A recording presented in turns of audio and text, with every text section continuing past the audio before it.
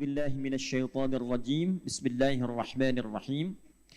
An-nabiyyu awla bil mu'minina min anfusihim. Ada ayatnya? Baik. Boleh ikuti. An-nabiyyu awla bil mu'minin min anfusihim wa azwajuhu ummahatuhum.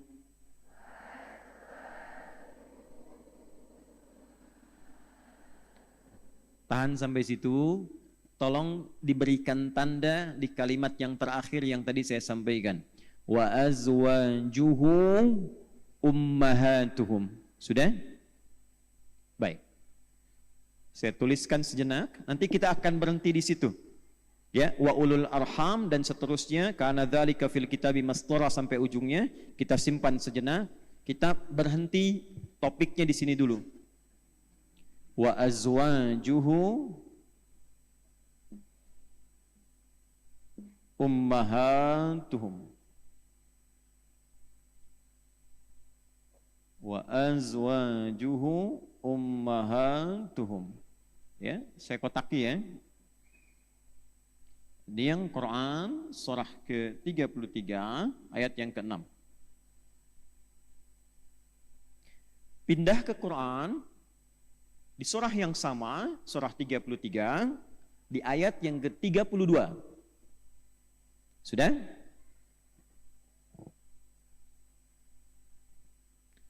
Ada ayatnya? Baik, bismillahirrahmanirrahim. Ya nisa'an nabi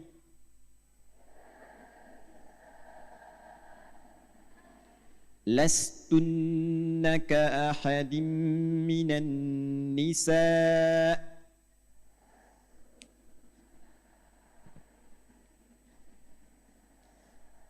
inittaqaitun. Tolong beri tanda sampai situ. Ya. Ibu, 2 ayat ini saja ya. Teman-teman yang akhwat, para ibu, 2 ayat ini saja.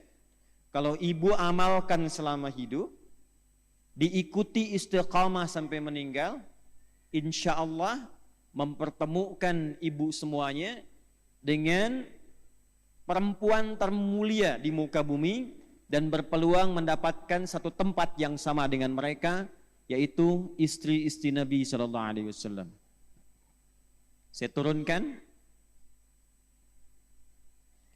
Ya nisa'an nabi, kan?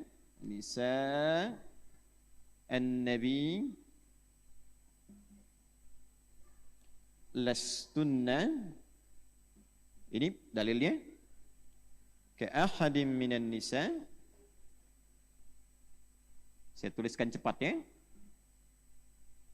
Ini taqaitunna.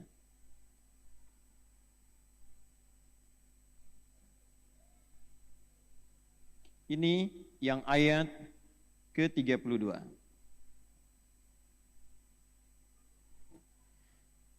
Ibu sekalian, kita bisa fokus dengan baik karena waktu kita akan sangat terbatas dan belum tentu kita bisa simultan setahun ini untuk menyempurnakan semuanya. Jadi sedapat mungkin kita bisa fokuskan, saya pun akan sedapat mungkin efektif untuk menyampaikan materinya. Baik, pelan-pelan. Bismillahirrahmanirrahim, kembali ke ayat yang ke-6. An-nabiyyu, nabi itu, ingat kalau pakai alif lam itu artinya khusus. Jadi yang dimaksud di ayat ini bukan semua nabi. Tapi yang dimaksud satu orang nabi yang paling istimewa. Saya ulang ya. Nabi untuk satu. Jama'nya al-anbiya. Kalau beberapa, an-nabiyyin kalau semuanya. Ulang ya. Nabi untuk satu orang. Jadi kalau ada kata nabi, jumlahnya berapa? 1. Kalau ada kata al-anbiya, nabinya banyak beberapa orang, tapi tidak semuanya. Jelas? Contoh, ada surah ke-21 namanya surah Al-Anbiya.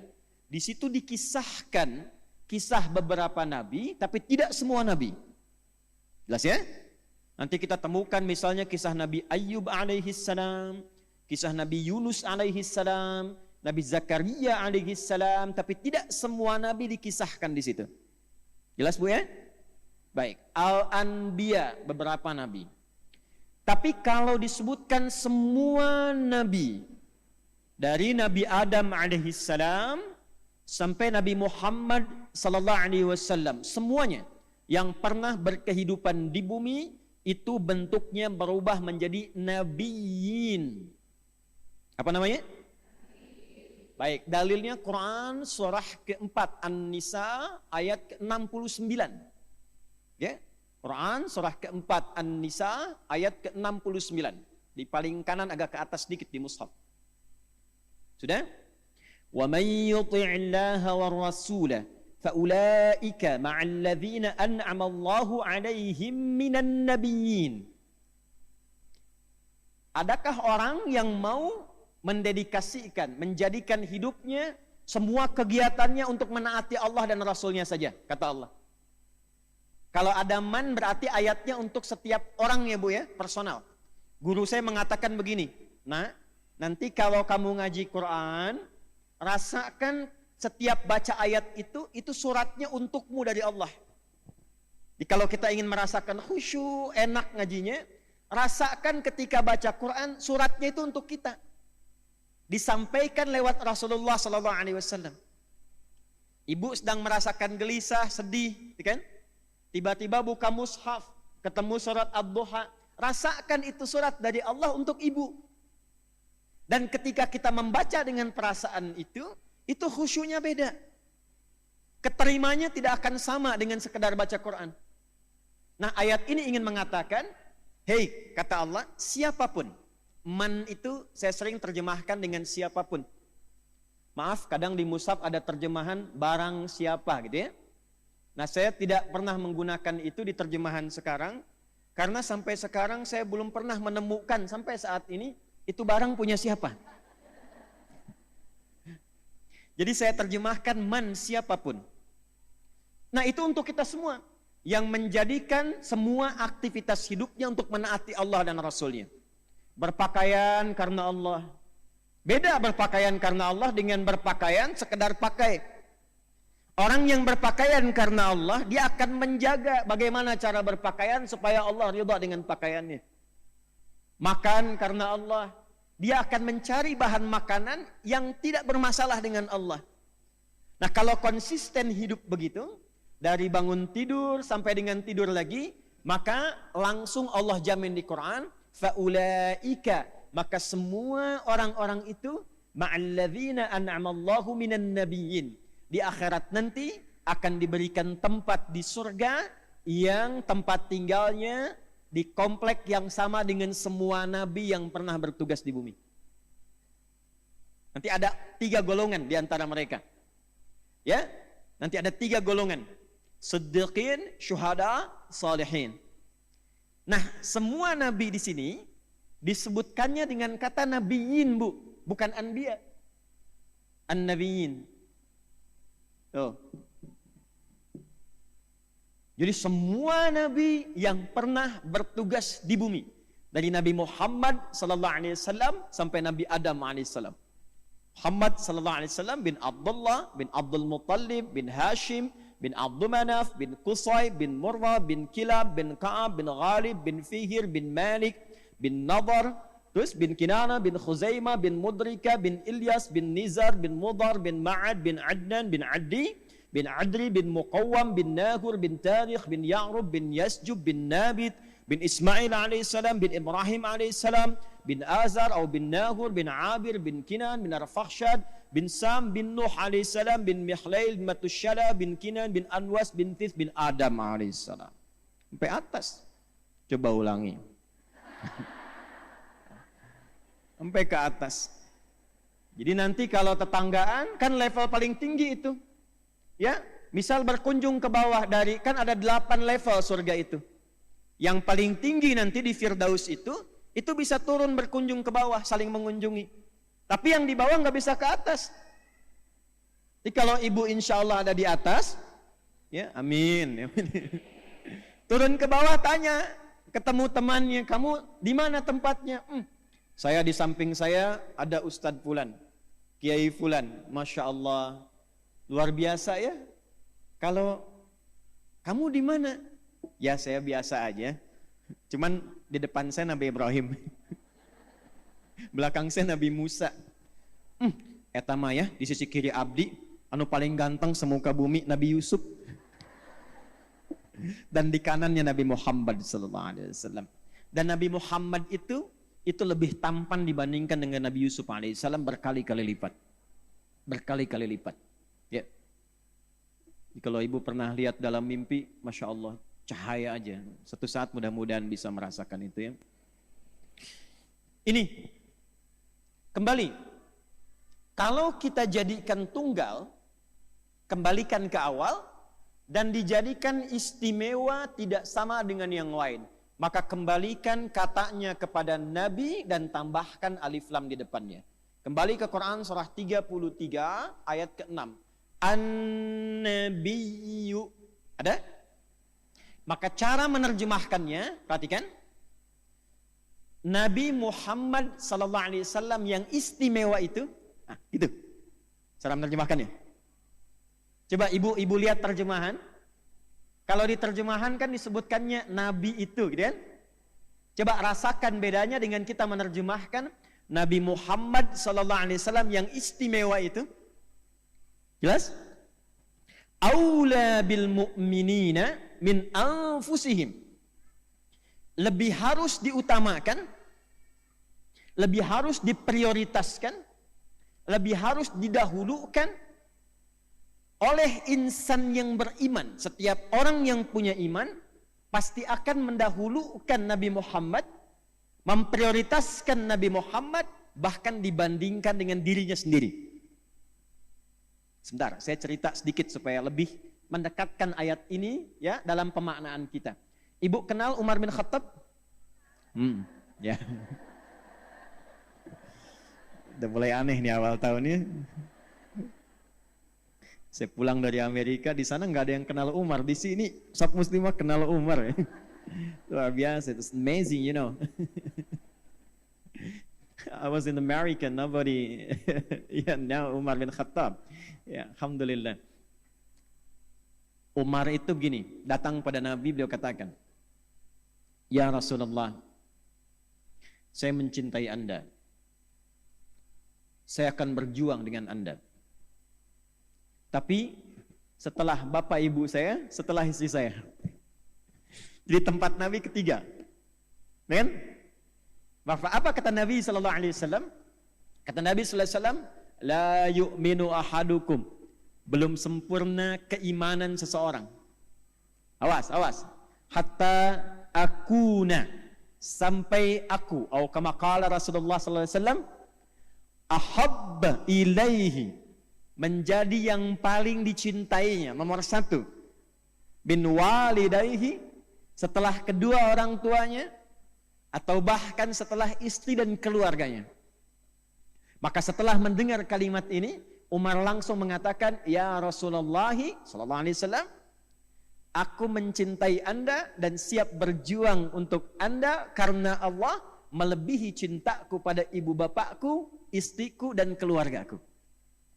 Maka ditepuklah Umar bin Khattab radhiyallahu taala anhu, ada yang menyebutkan dipeluk oleh Nabi sallallahu alaihi wasallam dan kemudian dipuji oleh Nabi, dan inilah yang menempatkan Umar hidup bersama Nabi, wafat dikubur di samping Nabi, dan di akhirat bertempat tinggal dekat dengan Nabi sallallahu alaihi wasallam.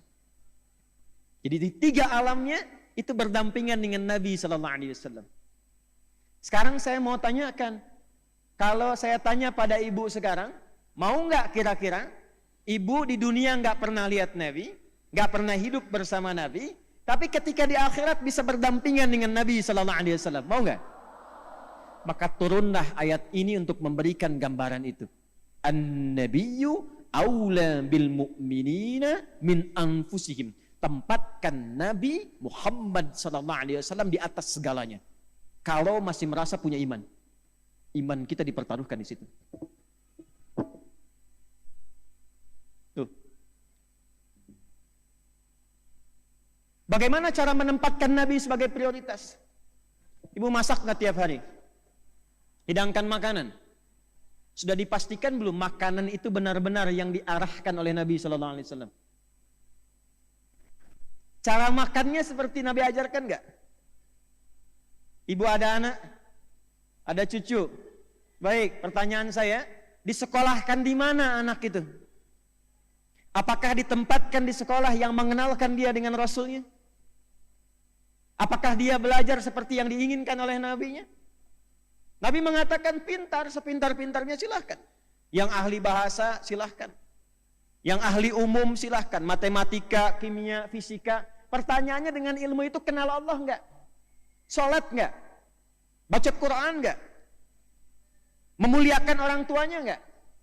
Jangan sampai ibu didik anaknya sekolah tinggi-tinggi, gelarnya tinggi, sama ibu pun enggak kenal. Nyolatkan pun enggak mampu. Nelpon aja enggak sempat. Tanya kabar aja tidak punya waktu. Lantas investasi apa yang telah ibu keluarkan selama hidup? Sampai rambut memutih, fisik letih, tapi anak enggak kenal Anda sama sekali. Alhamdulillah. Di sini kita masih punya rasa yang terhubung dengan anak-anak. Kemarin saya di Amerika, begitu anak itu sudah tumbuh dewasa, orang tuanya sudah senior, sepuh, maka mereka diantaranya punya pemahaman, diantara cara memuliakan orang tua itu tempatkan di panti jompo. Sementara Islam datang dengan risalah yang indah. Muliakan orang tuamu sebagaimana mereka merawatmu sejak kecil. Kalau kau mau marah, pikir-pikir dulu. Mau berkata, bayangkan ibu yang telah mengandungmu susah dan payah dan tidak pernah mengeluh. Mau menyakitinya, bayangkan saat ia memberikan ASI kepadamu. Dengan sempurna itu, di Quran, Bu. Tapi perjuangan ibu mengandung, melahirkan, di jalan tadi itu, sahabat saya, bersama saya tadi mengendarai mobil, minta doa karena anaknya sedang berjuang untuk melahirkan. Alhamdulillah begitu tiba, lahir. Alhamdulillah. Tapi menunggu kelahiran itu nggak mudah dan ibu merasakan sendiri. Kami aja para ayah menunggunya itu doanya luar biasa. Gelisahnya luar biasa, apalagi ibu yang melakukan itu. Lantas ibu yang mengandung anaknya, anak yang dikandung oleh ibu itu, yang dilahirkan diberikan ASI, saat ibu sudah mendapatkan usia yang senja, bahkan dia tidak mengenal Anda. Maka kalau itu terjadi, Spirit Al-Quran mengatakan, jangan dulu celah anaknya. Istighfar dulu.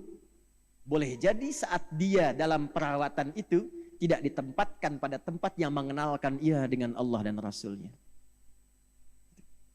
Dan baliknya nanti pasti akan kemuliaan kepada setiap orang tuanya. Itu yang menjadikan nanti Hannah mendekatkan anaknya Maryam dengan Allah. Mencarikan guru yang benar. Ditempatkan di mihrab yang menjadikan ia mendekat kepada Allah. Tarik dulu. Ya, cek lagi pakaian. Betul nggak pakaian ini kenakan disenangi oleh Nabi? Cek lagi bagaimana berinteraksi dalam kehidupan. Benar nggak interaksinya dibenarkan oleh Nabi? Lihat tutur katanya, lihat pandangannya, lihat apa yang didengar, lihat kakinya berjalan. Jangan-jangan selama ini berharap tinggal bersama Nabi di surga Firdaus, di dekat Rasulullah SAW, tapi aktivitasnya jauh dari apa yang dibimbing oleh Nabi SAW.